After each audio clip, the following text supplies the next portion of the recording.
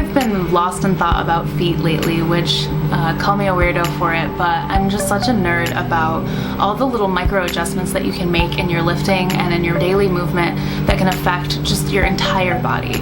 I was just thinking how cool it would be to go barefoot for a long period of time and monitor the changes that happen in your spine, in your hips, and your knees. You know, I'm kind of curious if my feet would grow a size. So if there's anyone out there that wants to do a study of me and my body, I would go barefoot for a year. I'm here with Dr. Stephen Bird today from ChiroMovement Muscle Joint Clinic, and we're in Salt Lake City, Utah. And I wanted to talk to him a little bit today about how important the feet are in your lifting mechanics. When we look at the foot when we are getting into a squat, a lot of people know that you want to have a tripod position. So the tripod is meant to have your pressure in the heel, outside on the fifth metatarsal, and on the inside. So this causes when they say a tripod, it's creating three arches in the foot. Medial longitudinal arch, lateral longitudinal arch, and then a transverse arch. This makes this nice little dome almost that you actually stabilize your foot off of. And the reason you do that is that it actually helps lock in a better position, more of a closed pack position of your foot to allow you to put weight on your back and squat. So it's almost creating like a little suction cup of pressure against the ground. Yeah, kind of. You almost have a little bit of air up underneath on the medial side, on the inside of your foot. Some people have a very, very high arch, and it's just what they're born with and what they've developed into, or they're very flat.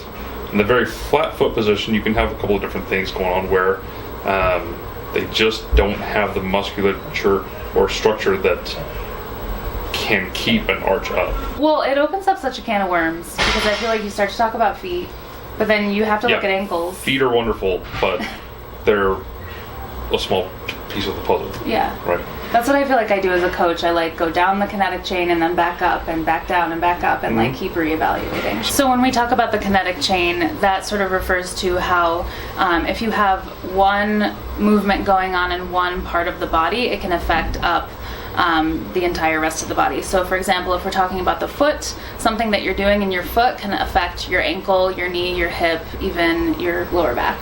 Lower back, shoulders, whatever it might be, yeah. All the way up. Yeah. Throughout the whole body, there's this whole concept, it's called the joint by joint approach. Like if we start at the foot needs to be actually stable. Stable. Where the ankle, we need mobility. The knee, stable. The hip, mobile. The pelvis, stable. So it alternates all the way up. It alternates. If the foot is meant to be stable, but it is now mobile, that mobility is required to, you almost have this altered, like what happens up the chain. So you go from very mobile here, but then it all of a sudden becomes stable on the ankle, and then you have either an altered gait or altered movement pattern. You don't want a whole lot of like pressure in one certain area.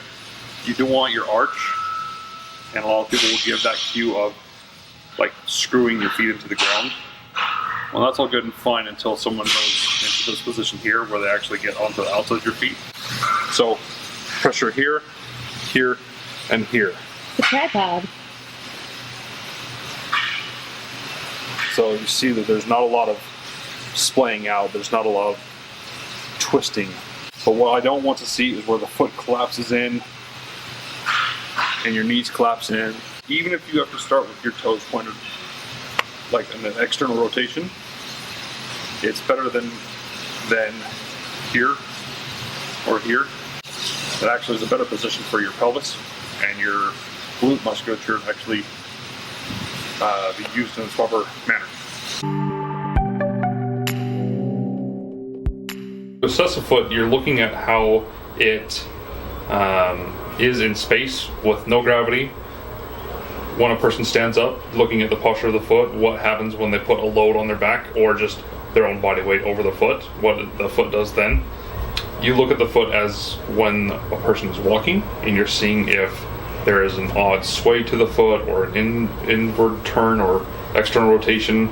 You could say, okay, before you do a squat, I need to see what kind of like knee flexion you can get, what type of dorsiflexion you can get, or if you have to externally rotate your feet, or posture, movement screen stuff, like any of that type of stuff. Like it's simple to say, this is what you're needing. Yeah. Or this is what you're missing, and that's why you're having to like externally rotate your feet more in a squat. Because truly, you should be able to do it with your feet forward. Like totally forward? Pretty much. Huh. I couldn't do that. Most people can't because they have dorsiflexion restrictions. So when I have a client come in to me and I want to teach them how to squat, what sort of things would you be looking to do in an assessment of that individual to make sure that they are not going to, I guess, fall apart under a barbell or fall apart under a heavy weight? The things that I do in my office when I screen somebody, not just for treating somebody, but a movement screen involves a squat. A lot of things you want to look for is what happens with the knees when they squat, or with the foot. If most people, when you say take off your shoes and squat, they almost don't know what to do because they're so used to having shoes on their feet to do everything.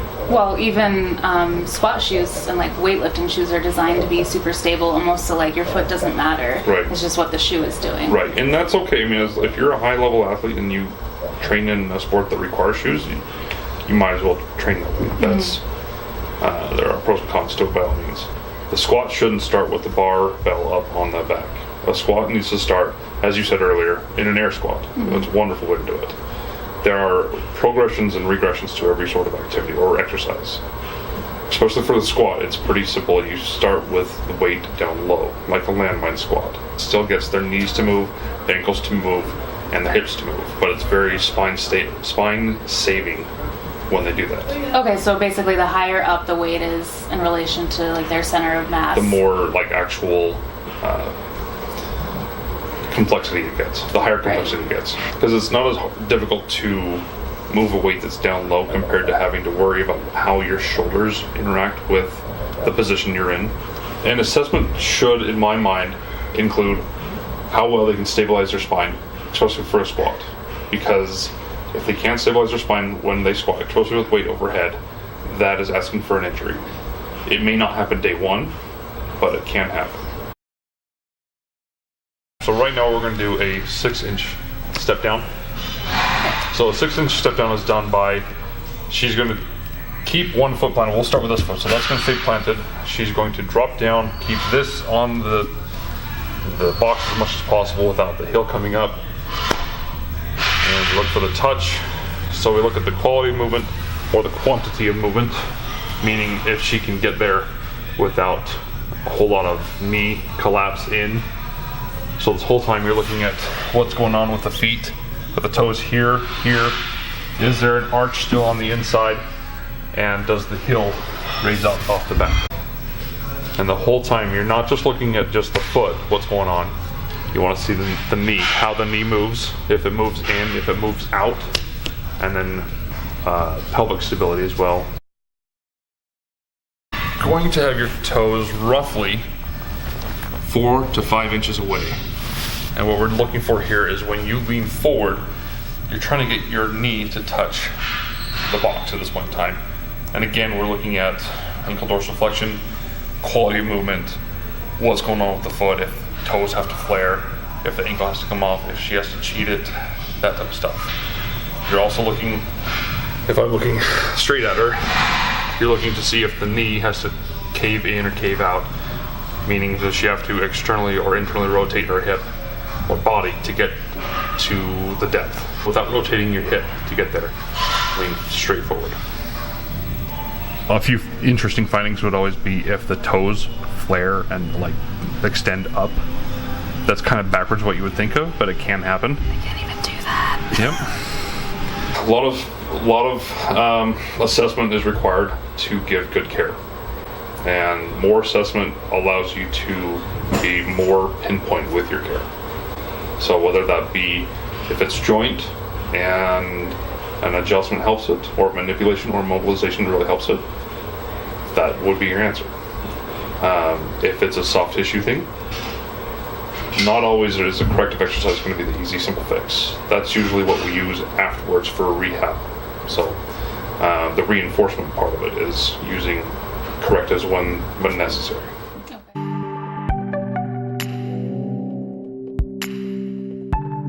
All you're really doing is you're grabbing the earth with your feet and ambulating forward or pulling yourself forward. So you're not going to go real far real quick. Nice socks, Doc. Oh yeah. You should be able to lift your big toe separate from all the others. It shouldn't just be like this all the time. So you're going to work on actually extending up your toes, as well as extending up your big toe on its own, and then really working on splaying the earth or separating your toes as much as possible. But that should be part of your cue for when you get into a squat, right? So my musculature of my foot is activated right now, so I can actually feel it, right? So everything's spread out.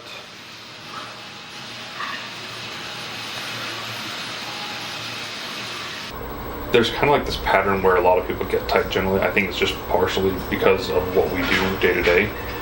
We sit for hours at a time. Mm-hmm. We sit out at work. We sit in the car to drive. But a lot of sitting doesn't really allow the hips or the feet to actually get into these deep, loaded positions often. So we get tight in our hips pretty often. We get tight possibly in the posterior chain. So calf musculature gets tight easily, and so that can be a limiting factor to a person starting an exercise for the first time. I do a lot of when I work out, I go barefoot. I like it. I feel more in touch with the ground that I'm on, whether it be on a rubber mat or AstroTurf or out in the real ground outside. Real grass? It's been a while, but yes, you can. But the resets can involve anything from just understanding how your feet and toes can move. So either self-mobilization of joints, that could be considered as a reset.